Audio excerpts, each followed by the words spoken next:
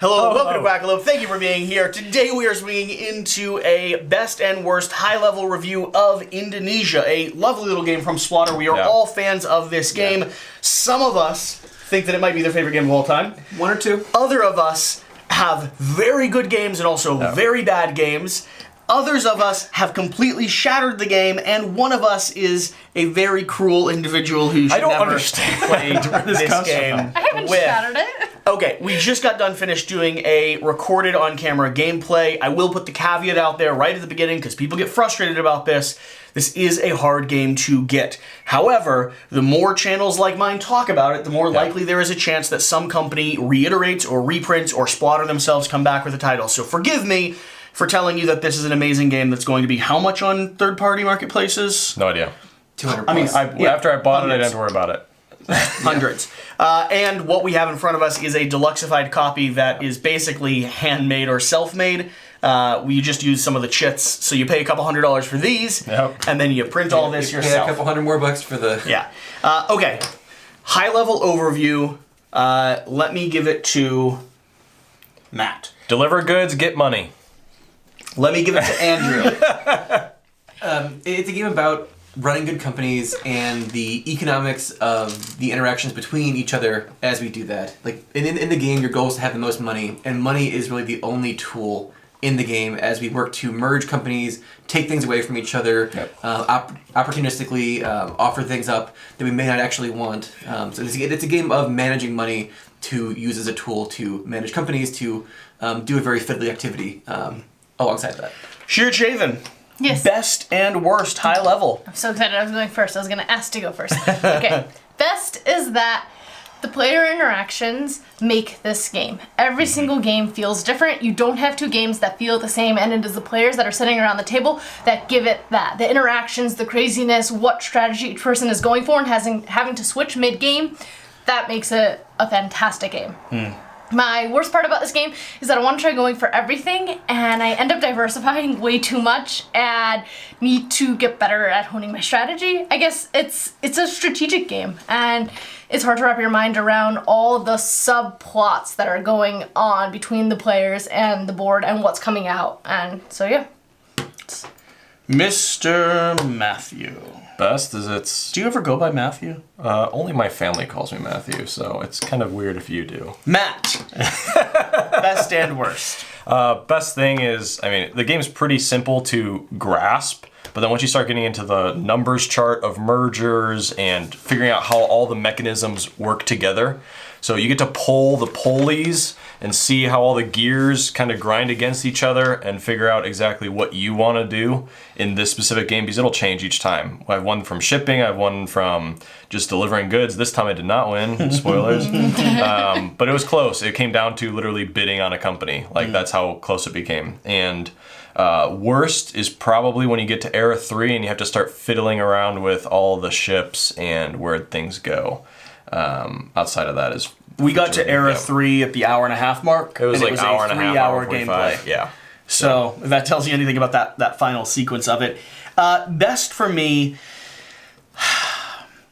I think the best for me just has to do with the amount of sheer player interaction there is in this game. If you're a player that really loves any type of economy game that requires the other players around the table to set the price and set the economy, this is one of those games that facilitates that. Not only are you moving up these different tracks that give you cool powers and abilities that allow you to influence elements of the game by merging other people's companies or by cutting other people off if you've built out like a really good rice harvest, but also the game, especially around Era 2 and Era 3, becomes this big social bluffing game in its own way. Are you going to expand your ships there? Are you going to take advantage? Or are you going to merge companies that suddenly screw someone over or steal them out from under you? I mean, the game we just played, I had a blast playing, and it resulted in many companies that I was having fun supporting being ripped out from under me because I didn't have the capital to actually own them. Like, Shira literally bought both of my companies out from underneath me, leaving me with nothing going into another round.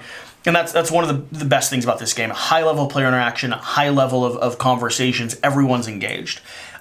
Instinctually, I think the worst should be the amount of runtime it takes when you get to that Era 3, like you said. However, I do think with one person taking charge of running that, it doesn't have to be that bad. It's a little bit slow. It does take a little bit of time, but if one person around the table is willing to say, I've got this, and they just manage it themselves, which oftentimes we have you do, it doesn't run too poorly. It helps when you have less shipping companies. When you only had 2 shipping companies, it made it a lot easier. That is true. That is true. It simplifies it a little bit. I would say that the worst part when it comes to an actual gameplay experience is that every time I play this, I do go for a different strategy, starting on different islands, going with a different combination of resources that I'm building, trying to go up different tracks to allow me to merge. But those can have consequences in round 1 that end up making it so you might be kind of out of the running for the actual victory by around round 2 or at least the start of round 3. Which means this is a game, like some Splotter games have a tendency to be, where I want to and have to continue playing in good conscience and good community grace, while 2 other people fight for victory, and that's not always as fun. Still a lovely game, but if you don't like sitting and supporting other people to their path to victory for an hour, might not be right for you. And then the person who thinks this might be your favorite game of all time, saved you for the last for a reason. Best and worst. And are any of us ostensibly wrong? No, you're all right so far, and definitely agree with a lot of the comments. To me, what's the best thing about this game is, at the end of the day, it's a low decisions game. You don't make that many decisions over the course of the game, but every decision you make weighs so much on the consequences of the game. What makes the game so rich is every one of your decisions, every one of the other players' decisions impacts me so heavily throughout the game, and that makes everything that I do so much more consequential. The decision to take a company in an early era, even though it may seem small at the time, it's very easy to do. You pick up a piece of cardboard, put it in front of you, just has massive ramifications on the shape of the arc of the game. That does get to my worst point, in that there are times when having a few dollars difference, one bid more in an auction that somebody else made that they didn't realize might give you enough money to make some other decision, might also radically shape the game. Yeah. So given that there is so much interplay between what money you have in front of you and when you can make certain bids and things like that, there are cases where something that someone else does will just set you up perfectly to rip someone else's heart out at a point in the game. I think that actually happened at least once. I think I actually sold or bought something that then gave you just the right amount of money to purchase another thing away from it. And I just was blind to the fact that was advantageous to you. Totally. And that can happen in a game of this many things going on at once. It might have been the right decision for you at the time, but it then set me up just so perfectly. It's low decision, but at the same time high consequence for each one of those decisions. Every single one. Bidding one step higher on the chart can have massive ramifications if you give the right person the right money at the right time. And it's so hard to see that. We play with money open. There is a variant we can play with money closed as well. Oof. And I think that would make it worse, in my opinion. That'd be tough. We try not to AP too much about how much money do you exactly have, what can I bid. Mostly the money is open to say, okay, you've got this much money, I'll bid one higher than that to take it. But I think this might be the best game ever made. Number 1 and number 2 for me. I love it. Yeah, I love it. Top 10 for me. So I don't. Honestly, I love Splotter games. I don't see this. Maybe if I played it another 5 times, it might hit, when I get a better understanding of it, might hit top 20 for me. Yep. I do believe Roads and Boats and Bus. Bus is already my number 1. I do believe Roads and Boats is... Kingdom Death is 0. I do believe Roads and Boats has a realistic chance of being in my top 10 next time I solidify it. I didn't do a top 10 list this last year, specifically because not enough stuff had shifted. Yeah. Roads and Boats is one of those that is in contention for shifting some of those rankings. What about Food Chain Magnet, Antiquity, Food Chain, no, they're not there. Great Zimbabwe might be top 20. Cool. It'd certainly be in the conversation. Antiquity, maybe we've played once. I don't think we haven't played it all. We haven't played it all. It's a very different game. Yeah. Food Chain Magnet, it's hard for me. My mind doesn't wrap around it the right way. And Food Chain's hard because you can lose on turn 1, turn 2 really easily and just have a miserable experience. I love it, but it's not going to be one of those that I'm so excited. I love Roads and Boats because of the chaos. I love Bus because the elegancy of it, and those two are unique for their own space. This is kind of in the middle of that. Lots of chaos, lots of high decisions. Very elegant, It's very elegant, but it doesn't beat either of those in terms of the final ruling.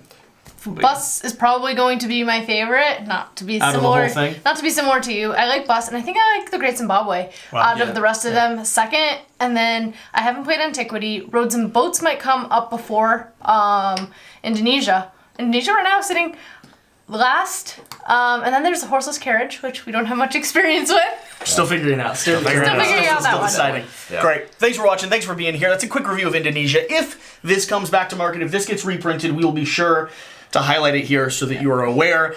Until then, are there any good options to pick this up? Like, just keep your eyes out and Make friends who have it. There is an online implementation of it. Okay. That's playable. Is it worth it? So the online implementation is really good because the fiddliness at the end of the game of like where do you ship things Yeah. Runs itself? You press a button. It doesn't do it optimally very Okay. often, but it does like at least take away a lot of the burden of like, okay, am I doing this here, that there? So. And then you do minute details. All right. Thanks for watching. Thanks for being here. Whatever the case, whatever you do, remember to do the important thing. Get out and play some games. Play some games. We'll see you next time. Bye. Bye.